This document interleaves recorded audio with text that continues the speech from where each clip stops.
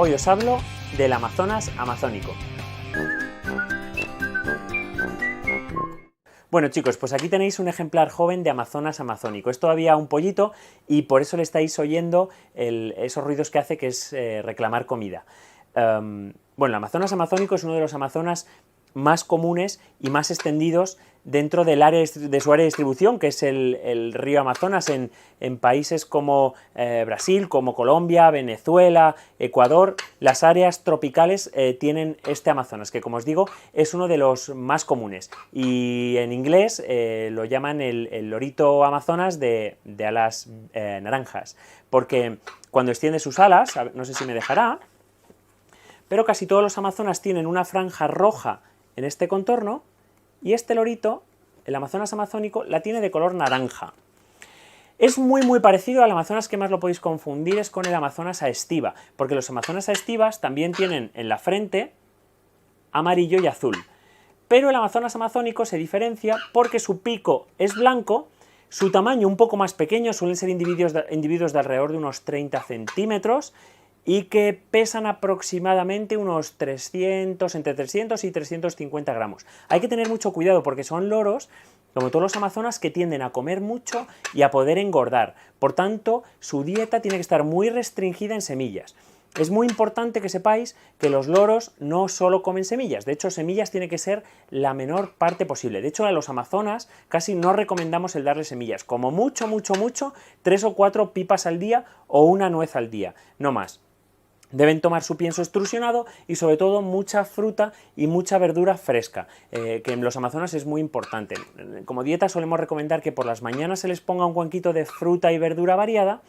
Por el mediodía también pueden tomar legumbres, pueden tomar algo de pasta cocida, pero ojo con la pasta, que la pasta en los Amazonas, como tiene tanto almidón, engorda. Y por la noche su pienso. Debéis elegir piensos que sean de baja energía. Hay piensos extrusionados completos para ellos, en bolitas, para que no puedan seleccionar. Yo prefiero piensos que no sean de colores, y bueno, con estos piensos están perfectamente alimentados cuando se da también una dieta rica y variada, como os he dicho, en frutas y verduras. Hay algunos amazonas que les da por comer demasiado, sobre todo cuando se hacen mayores, y a esto sí que hay que restringirles la alimentación. Normalmente es raro que hasta el año y medio de vida vayáis a tener problemas de que se engorde, pero bueno, que sepáis que puede pasar. Es muy interesante también, a la par, poderles dar de vez en cuando o bien dátiles especiales de alimentación del loro, o bien aceite de palma, que se puede conseguir preparado. Es importante que venga de agricultura ecológica ese aceite de palma, que no sea industrial, que sea de comercialización ecológica, porque es verdad que muchas plantaciones de aceite de palma están destruyendo gran partes de selva, siempre que se hace de una manera que no es controlada, pero existen determinadas marcas que comercializan aceite de palma de modo ecológico, que es el que yo os recomiendo que utilicéis, sobre todo porque además os aseguran que está libre de pesticidas, herbicidas, y que la agricultura que realizan en él es ecológica, que es pues bueno, amigable con el medio. De comportamientos, como todos los amazonas, la verdad que son muy amistosos, hay que manejarlos lo más posible y siempre desde pequeñitos, y bueno, ya lo veis, cuando es desde pollito se portan muy bien.